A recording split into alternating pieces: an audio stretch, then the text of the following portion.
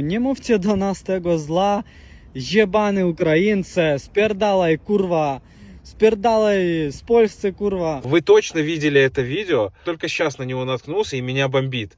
To nie jest okej, to nie jest friendly. My jestem братья и сестры. И нашелся человек, который высказал все, что на душе у миллионов людей, которые находятся в Польше. Я myślę, że to jest idea taka Rosji, żeby my nie byli przyjacielami.